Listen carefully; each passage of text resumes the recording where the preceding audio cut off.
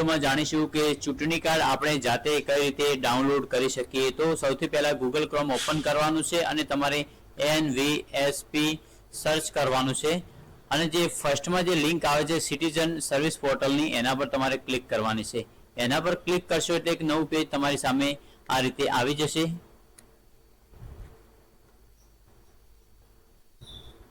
આ પેજની અંદર મિત્રો તમારે અહીંયા આગળ લોગિન અને સાઇન અપ ના બે ઓપ્શન આપેલા છે। મિત્રો લોગિન પર તમારે ક્લિક કરવાની છે।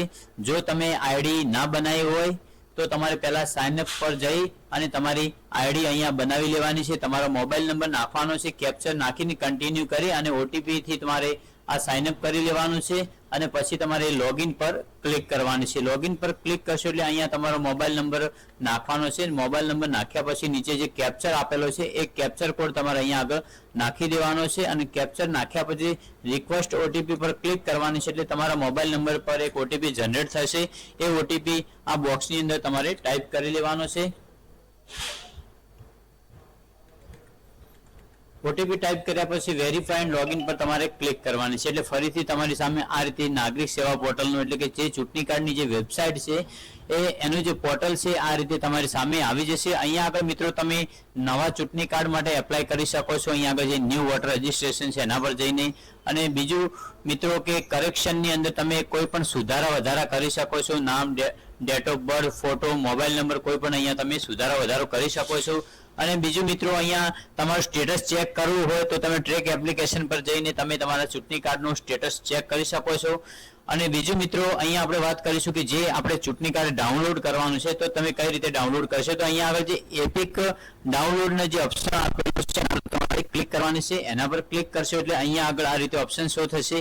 એપિક નંબર એટલે કે ચૂંટણી કાર્ડ નંબર અને રેફરન્સ નંબર એટલે કે ચૂંટણી કાર્ડ પહેલી વાર તમે કઢાવવા કોઈ જગ્યાએ આપી હોય BOL જોડે કે ઓનલાઈનમાં તો તમે એનો રેફરન્સ નંબર અહીંયા આગળ નાખી અને તમે અહીંયા આગળ સ્ટેટ સિલેક્ટ કરી અને તમારું ચૂંટણી કાર્ડ છે એને તમે અહીંયા જોઈ શકો એટલે ડાઉનલોડ કરી શકો છો। તો આપણા જોડે જો ચૂંટણી કાર્ડ નંબર હોય તો એપિક નંબરનો ઓપ્શન તમારે સિલેક્ટ કરવાનો છે ને એપિક એન્ટરમાં તમારે જે ચૂંટણી કાર્ડ નંબર છે ચૂંટણી કાર્ડ નંબર તમારે ટાઈપ કરવાનો છે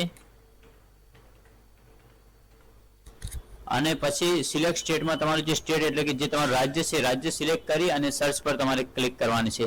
એના પર ક્લિક કરશો એટલે જે તમારી ડિટેલ છે અહીંયા આગળ આવી જશે। તમારો ચૂંટણી કાર્ડ નંબર, તમારું નામ, તમારા ફાધરનું નામ, તમારું સ્ટેટ અને મોબાઈલ નંબર પણ અહીંયા શો થશે મિત્રો। અને નીચે અહીંયા સેન્ડ ઓટીપી નો મિત્રો ઓપ્શન આપેલો છે એના પર તમારે ક્લિક કરવાની છે એટલે તમારા મોબાઈલ નંબર પર એક ઓટીપી આવશે। એ ઓટીપી અહીંયા આગળ જે એન્ટર ઓટીપી ની બાજુમાં જે બોક્સ આપેલું છે એ બોક્સની અંદર તમારે એ ઓટીપી ટાઈપ કરવાનો છે।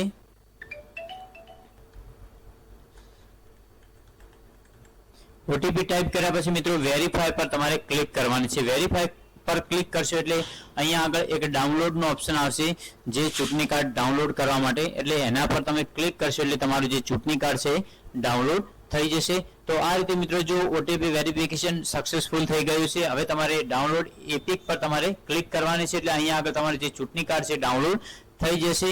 આ પદ્ધતિ તમારા મોબાઈલમાં પણ તમે કરી શકો છો। મોબાઈલમાં પણ તમારું ચૂંટણી કાર્ડ જાતે તમે ડાઉનલોડ કરી શકો છો। હવે તમે આ જે એપિક ડાઉનલોડ કર્યું છે એના પર ક્લિક કરશો એટલે અહીંયા આગળ તમારું જે ચૂંટણી કાર્ડ છે એ તમને જોવા આ રીતે મળી જશે। તો મિત્રો આ રીતે તમે તમારું ચૂંટણી કાર્ડ ડાઉનલોડ કરી શકો છો। વિડીયોમાં આટલું જ મળી ન હોય અને વિડીયો જો પહેલી વાર જોયો હોય તો અમારી ચેનલને સબસ્ક્રાઇબ કરજો, નોટિફિકેશનને અલાઉ કરજો અને આ વિડીયો તમારા મિત્રો સુધી શેર કરજો જેથી એ લોકો પણ ચૂંટણી કાર્ડને સરળતાથી ડાઉનલોડ કરી શકે। જય હિન્દ, જય ભારત।